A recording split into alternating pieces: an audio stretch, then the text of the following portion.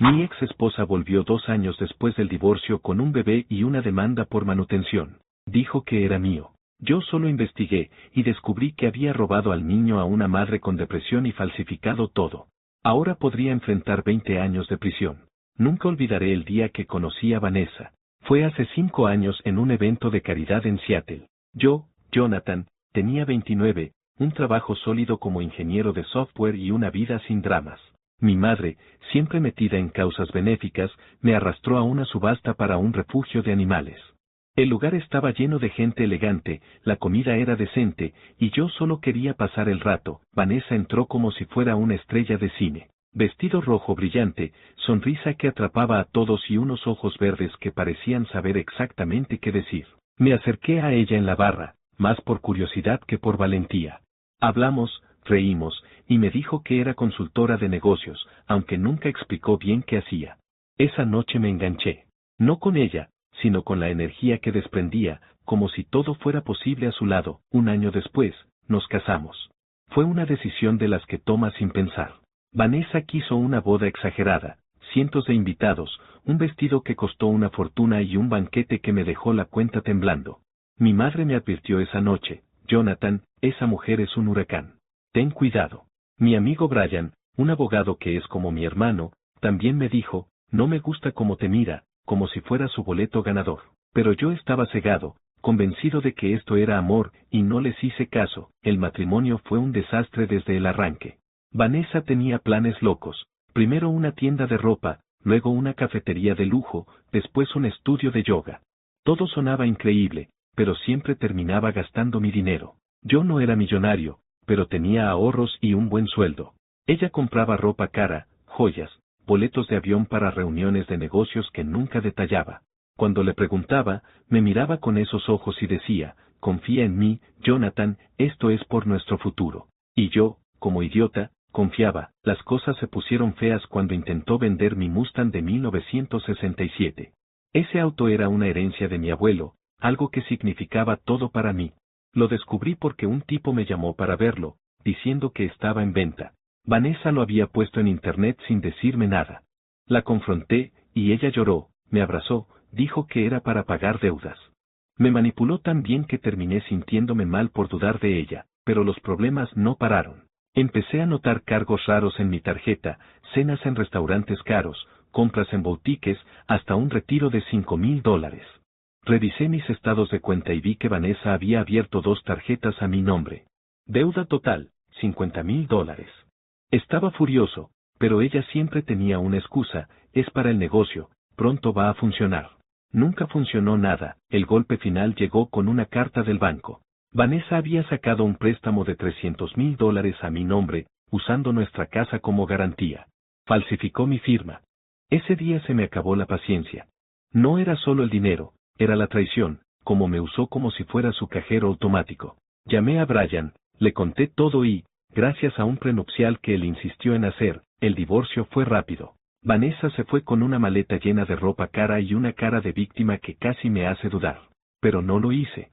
La saqué de mi vida, o eso creí. 2 años después, estaba empezando a recomponerme. Había pagado casi todas las deudas, aunque mi cuenta seguía resentida. Mi vida era simple: trabajo, gimnasio, Netflix con una cerveza. Todo iba bien hasta que un viernes llegó un mensajero con un sobre. Lo abrí y casi se me cae el café. Era una demanda por manutención infantil. Según los papeles, Vanessa decía que yo era el padre de su hijo, Liam, de 18 meses. Pero nuestro divorcio fue en agosto de 2022, y el niño nació en abril de 2023. Hice las cuentas, no cuadraban. Llamé a Brian de inmediato. Esto es una locura, le dije, con el corazón a mil. No he visto a Vanessa en 2 años. Ese niño no puede ser mío. Brian, siempre tranquilo, me dijo: trae los papeles mañana.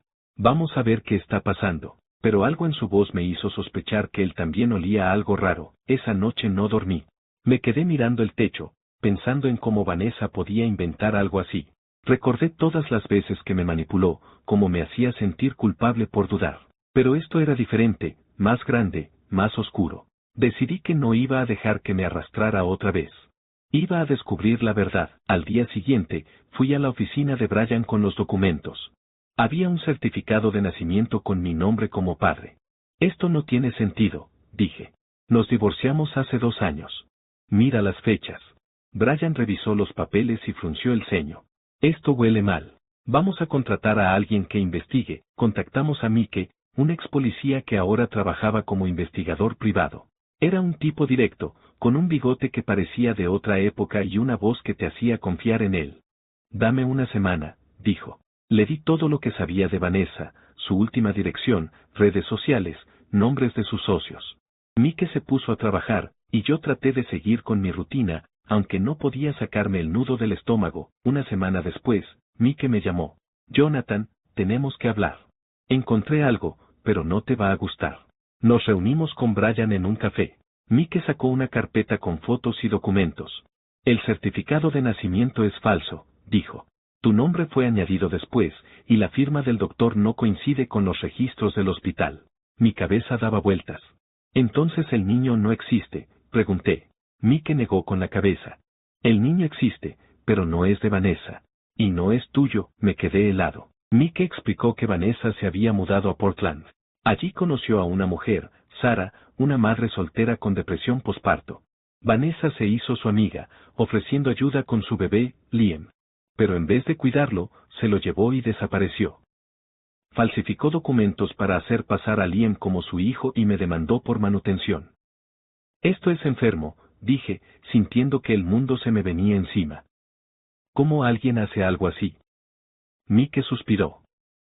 He visto cosas malas, pero esta tipa es otro nivel. Brian intervino. Esto no es solo una estafa, Jonathan. Es secuestro. Si llevamos esto a la policía, Vanessa va a caer. Me quedé callado, procesando todo. No podía creer hasta dónde había llegado Vanessa. Pero lo peor vino después. Mike dijo que intentó contactar a Sara, pero no la encontró. Había rumores de que Sara, destrozada por perder a su hijo, no lo soportó. La idea me rompió el corazón. Vanessa no solo me había arruinado a mí, había destrozado a otros. Decidí seguir adelante. Brian dijo que prepararía una defensa para la demanda y contactaría a las autoridades. Mike prometió seguir investigando. Esa noche, mientras intentaba dormir, no podía dejar de pensar en Liam, en Sara, en el desastre que Vanessa había dejado. Sabía que esto apenas empezaba, pero no iba a dejar que ella ganara. Los días siguientes fueron un remolino. Me sentía atrapado en una pesadilla que no terminaba. Cada vez que sonaba el teléfono, mi corazón se disparaba, esperando noticias de Brian o Mike. Intentaba seguir con mi rutina, trabajo, gimnasio, alguna cerveza frente al televisor. Pero no podía concentrarme. La cara de Vanessa, esa sonrisa que antes me atrapaba, ahora me daba escalofríos. Me preguntaba cómo alguien podía ser tan cruel. No era solo el dinero, había algo roto en ella, como si le gustara ver el mundo arder. Brian me mantenía al tanto. Había presentado una moción para desestimar la demanda por manutención, diciendo que las fechas no cuadraban y que el certificado de nacimiento apestaba a fraude. También habló con un fiscal que conocía. Jonathan, esto es serio, me dijo en su oficina. Lo que Mike encontró sobre Sara y el niño no es solo una estafa. Esto es secuestro, tal vez más. Si armamos bien el caso, Vanessa no se escapa. Sus palabras me dieron esperanza, pero también miedo. Sabía que Vanessa siempre encontraba una salida. Mike seguía escarbando. Me llamó unos días después, con esa voz seca que usaba cuando traía malas noticias. Encontré más, Jonathan. No te va a gustar. Nos reunimos en un café. Sacó una carpeta con papeles y fotos. El certificado de nacimiento es falso. La firma del doctor no existe, y no hay registro de Vanessa dando a luz en ese hospital. Luego me mostró una foto borrosa. Esto es de un centro comercial en Portland. Vanessa, con una barriga falsa. Seguro para hacer creer que estaba embarazada, me dio asco. La idea de Vanessa paseándose con una barriga falsa, fingiendo un embarazo para estafar, era enfermiza. Como nadie la pilló, pregunté. Mike se encogió de hombros. Es buena mintiendo. Sabe manipular. Pero no es perfecta. También estafó a un médico en Portland, un tal Greg. Le hizo creer que Liam era su hijo y le sacó casi $20,000 en gastos médicos, antes de que sospechara. Eso me heló la sangre. Vanessa no solo me había jodido a mí, tenía un historial. ¿Qué más?, pregunté, con el estómago revuelto. Mike suspiró. Hablé con una vecina de Sara, la madre de Liam. Dice que Sara estaba hecha pedazos después de dar a luz. Depresión posparto, apenas salía de su apartamento. Vanessa se acercó, haciéndose la amiga.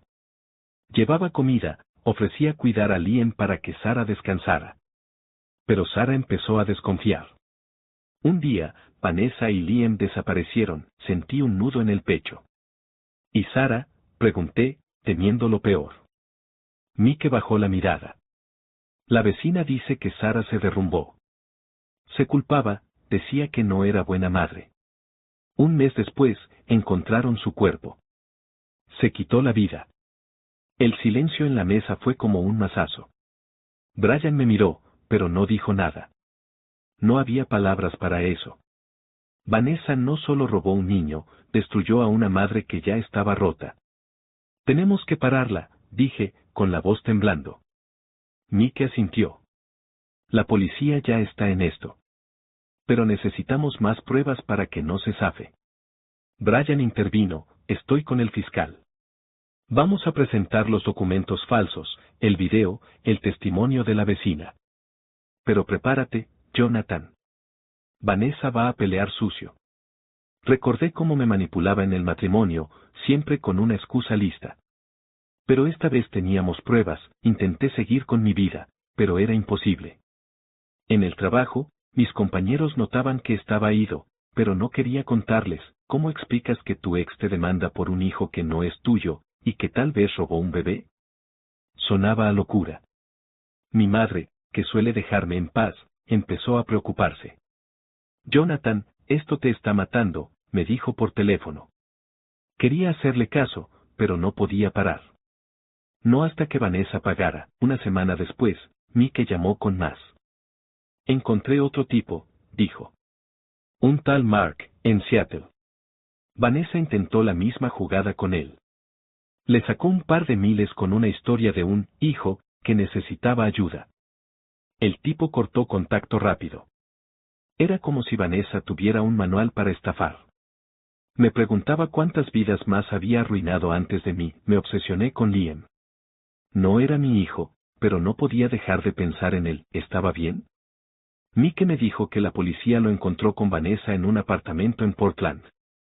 Estaba sano, físicamente, pero eso no me calmaba. Un niño no debería estar en medio de algo tan enfermo. Hablé con una trabajadora social que me dijo que Liam estaba en un centro de menores mientras buscaban a su familia.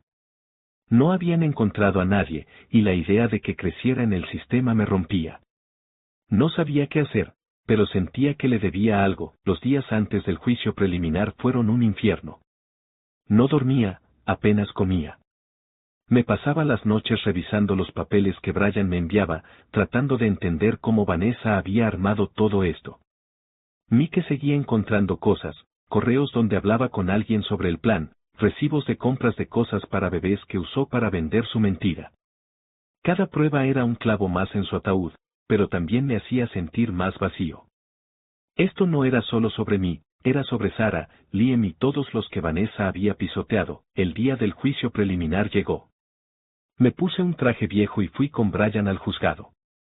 Vanessa estaba ahí, con su abogado, con esa sonrisa que me ponía los nervios de punta. Me miró por un segundo, con un brillo de desafío, como si pensara que podía salirse con la suya. Quería gritarle, preguntarle cómo podía vivir consigo misma. Pero me callé. Esto era cosa de Brian. En la audiencia, Brian fue directo. Mostró el certificado falso, los registros del hospital que no existían, el video de la barriga falsa. El abogado de Vanessa intentó hacerse listo, diciendo que yo estaba evadiendo mi responsabilidad, pero el juez no se lo tragó. Ordenó una investigación completa y que retuvieran a Vanessa para interrogarla. Cuando la policía se la llevó esposada, su sonrisa se borró. Por primera vez, parecía que estaba perdiendo. Esa noche, Brian y yo tomamos una cerveza. No era una celebración, porque no había nada que celebrar. Liam estaba en un centro de menores, y Sarah estaba muerta. Yo estaba libre de la demanda, pero no me sentía libre. Hiciste lo correcto, me dijo Brian. Esto no termina aquí, pero al menos ella no va a lastimar a nadie más por ahora. Asentí, pero no podía sacarme a Sarah de la cabeza. Una madre que nunca tuvo una oportunidad por culpa de Vanessa, Mike llamó unos días después. La policía encontró más correos donde Vanessa planeaba nuevas estafas, incluso desde la cárcel. También había otra víctima, una pareja mayor a la que engañó con una historia de inversiones. Cada detalle era un golpe. Vanessa no tenía límites. Yo solo fui uno de sus blancos, y eso me hacía sentir pequeño, pero también furioso. Empecé a ir a terapia, algo que nunca creí que haría. Mi madre me insistió y ayudó un poco. Hablé de cómo me sentía culpable por no ver las señales con Vanessa, por ignorar a Brian y a mi madre. La terapeuta me dijo que no era mi culpa, que gente como Vanessa es experta en manipular. Tú no la hiciste así, me dijo. Ella eligió eso. Sus palabras aliviaban, pero el peso seguía ahí. También pregunté por Liam. La trabajadora social me dijo que seguían buscando a sus abuelos, pero no había avances. La idea de que Liam creciera en acogida me mataba. Pensé en visitarlo, pero no sabía si estaba listo. Mi vida ya era un desastre, y no quería más complicaciones. El caso contra Vanessa crecía. Brian dijo que los cargos podían llevarla a prisión por 15 o 20 años, pero todo dependía del juicio final. No sentía alegría, solo cansancio. Quería que pagara, pero también quería entender por qué alguien podía ser tan cruel. Me aferraba a mi rutina, tratando de no dejar que esto me definiera. No sabía cómo iba a terminar, pero tenía que seguir adelante, por Liam, por Sarah, por mí. Las semanas previas al juicio final fueron una montaña rusa. Cada día traía algo nuevo, más pruebas, más víctimas, más historias de cómo Vanessa había manipulado a la gente. Mike seguía escarbando y encontró correos donde ella planeaba huir a Canadá si las cosas se ponían feas. Por suerte, la policía la tenía bajo vigilancia. No iba a escapar esta vez.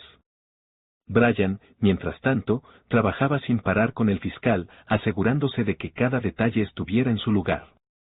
Esto es hermético, Jonathan, me dijo una mañana. Tenemos los documentos falsos, el video de la barriga falsa, testimonios de la vecina de Sarah y de otras víctimas. No hay manera de que se libre. Aún así, no podía relajarme. Vanessa siempre había tenido un talento para salir de problemas, y una parte de mí temía que encontrara un hueco en el caso. Me pasaba las noches despierto, revisando en mi cabeza todo lo que había pasado. Recordaba cómo me enamoré de ella, cómo ignoré las advertencias de mi madre y de Brian.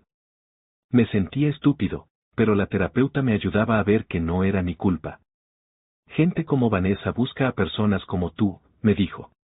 Personas que confían, que quieren ver lo mejor en los demás. No te castigues por eso. Sus palabras ayudaban, pero el dolor seguía ahí. Lo que más me pesaba era Liam. Hablé con la trabajadora social otra vez. Me dijo que no habían encontrado a los abuelos del niño, y que probablemente terminaría en el sistema de acogida. La idea me destrozaba. Liam no tenía la culpa de nada. Era solo un bebé atrapado en el desastre de Vanessa. Empecé a pensar en visitarlo, pero no sabía si podía manejarlo. ¿Qué le diría? ¿Cómo explicas algo así a un niño? Decidí esperar hasta después del juicio, cuando las cosas estuvieran más claras. El día del juicio final llegó como una tormenta. Me puse el mismo traje viejo y fui al juzgado con Brian. El lugar estaba lleno, periodistas, curiosos, hasta algunas de las víctimas de Vanessa. Cuando la vi entrar, esposada y con un traje gris, no sentí satisfacción. Solo quería que esto terminara. Ella no me miró esta vez, y eso me dio un alivio extraño. Tal vez, por fin, sabía que no tenía salida. El juicio fue largo y agotador. Brian y el fiscal presentaron todo, el certificado de nacimiento falso, los registros del hospital que no existían, el video de Vanessa con la barriga falsa, los correos donde planeaba sus estafas. La vecina de Sara testificó, con la voz temblorosa, contando cómo Vanessa se ganó la confianza de una madre vulnerable. Greg, el médico de Portland, habló de cómo Vanessa lo manipuló con la historia del hijo. Hasta Mark, el tipo de Seattle, subió al estrado y contó su experiencia. Era como ver un rompecabezas armarse, pieza por pieza, mostrando quién era realmente Vanessa. El abogado de Vanessa intentó defenderla, diciendo que era una mujer desesperada que había cometido errores.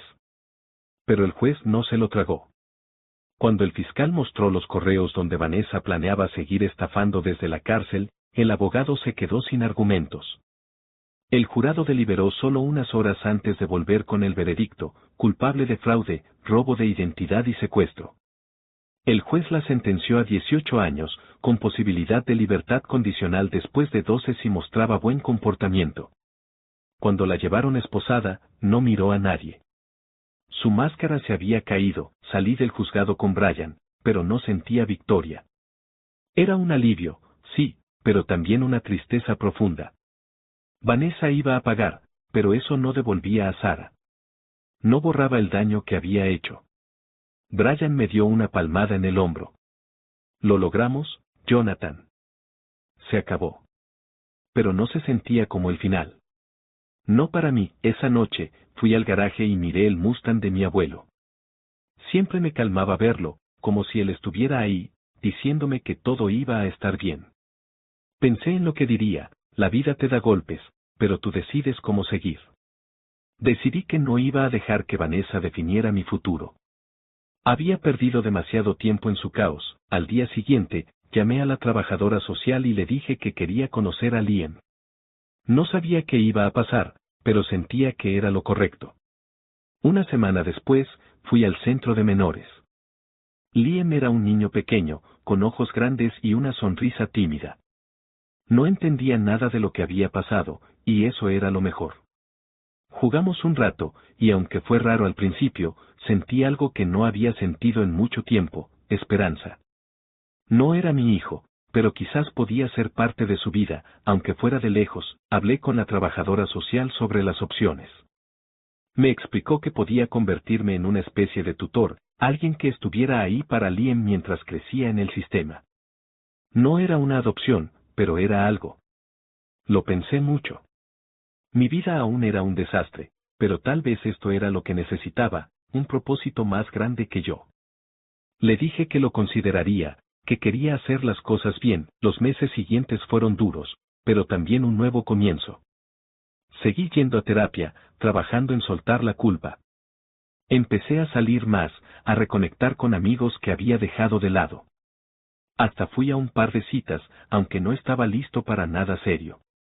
Mi madre, siempre mi roca, me dijo que estaba orgullosa de mí.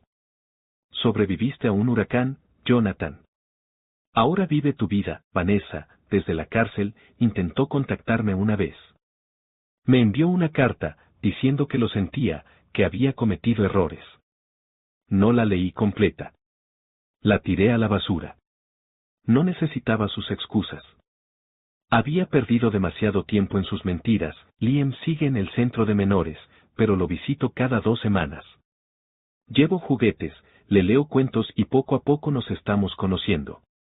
La trabajadora social dice que hay una posibilidad de que encuentren a un primo lejano de Sara, pero por ahora, soy lo más cercano que Liam tiene a una familia. No sé si estoy listo para ser un padre, pero estoy dispuesto a intentarlo, paso a paso. Mientras escribo esto, estoy en mi apartamento, con una cerveza en la mano y el Mustang esperándome en el garaje. La vida no es perfecta, pero es mía otra vez. Vanessa está donde pertenece, y aunque el dolor de lo que hizo nunca se irá del todo, estoy aprendiendo a vivir con él. Por Sara, por Liam y por mí, sigo adelante.